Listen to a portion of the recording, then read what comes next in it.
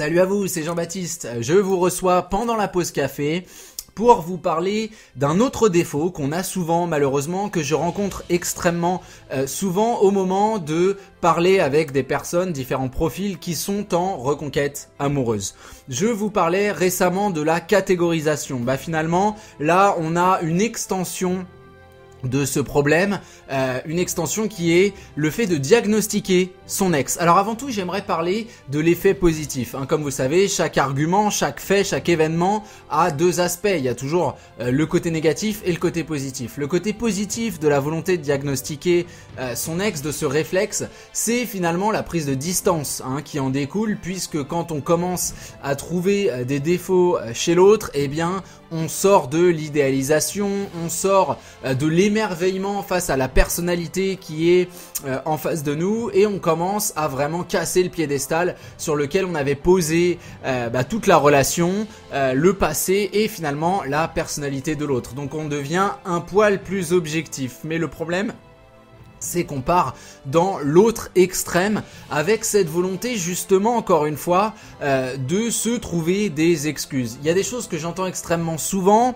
c'est pas que ça me fait peur, mais si à chaque fois qu'on me le disait, c'était la réalité des faits, effectivement il y aurait de quoi flipper, de se dire si je me mets en couple, j'ai une grande chance de tomber sur un mythomane, sur un psychopathe, sur un sociopathe ou sur le fameux pervers narcissique. Alors celui-là, je l'ai pratiquement une fois par semaine, et vous imaginez bien que si c'était la réalité des faits, il y en aurait absolument partout. On aurait 10, 15, 20, peut-être 30% de la population masculine ou féminine qui soit atteint d'un dérangement psychologique grave qui puisse mener à des dérives extrêmement importantes. Vous imaginez bien que ce n'est pas le cas, ces maladies existent, ces défauts existent, ces traits existent, je ne suis pas là pour les minimiser, je suis là pour vous dire que le diagnostic en lui-même est pas forcément quelque chose de très serein, de très affirmé quand il vient d'une personne qui subit elle-même un trouble psychologique majeur.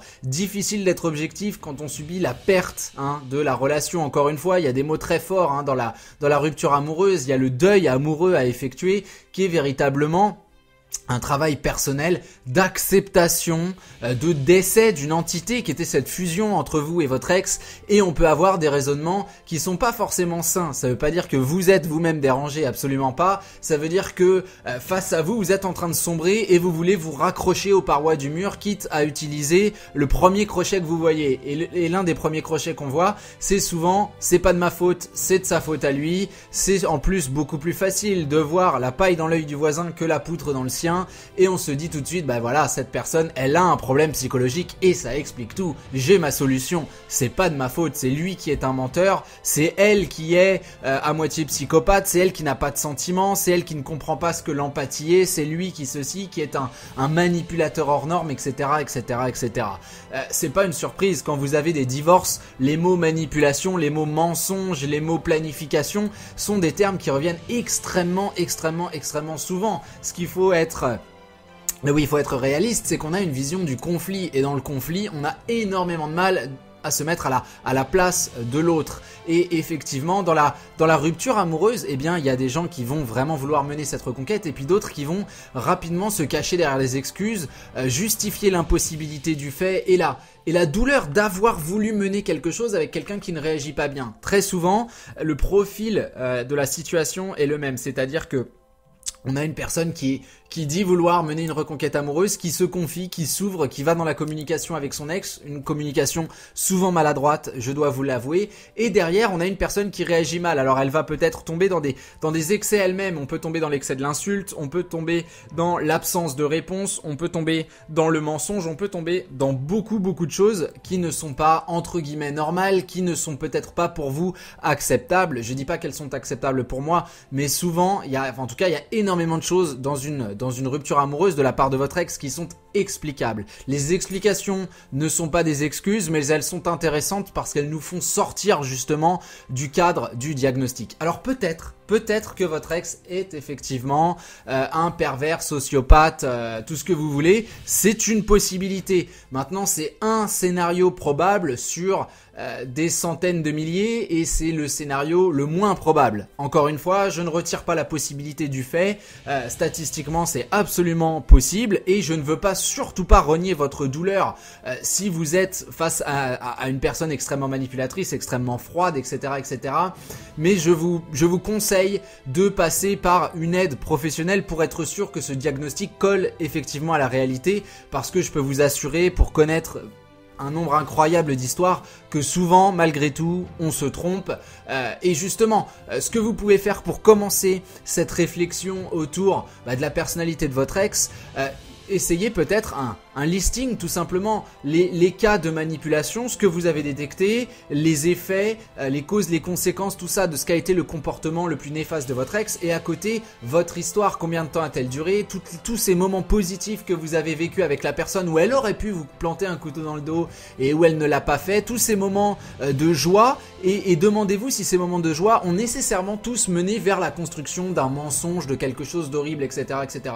Si toujours vous êtes dans une solution où toutes les actions positives ont été suivies de quelque chose d'extrêmement négatif, oui, là peut-être il y a une sonnette d'alarme qui est présente et il est temps d'aller consulter quelqu'un qui puisse vous aider sur ce diagnostic. Si vous vous apercevez peut-être que vous exagérez un petit peu, il faut être extrêmement honnête avec vous, avec vous-même. Dites-vous bien, ok, là on a passé de très bons moments, on a passé de merveilleuses vacances, on est rentré, il s'est rien passé, l'engueulade suivante elle a eu lieu 2 mois après, aucun rapport avec ces merveilleuses vacances, j'ai jamais eu de retour de bâton ou quoi que ce soit, j'ai fait ci, on m'a pardonné derrière.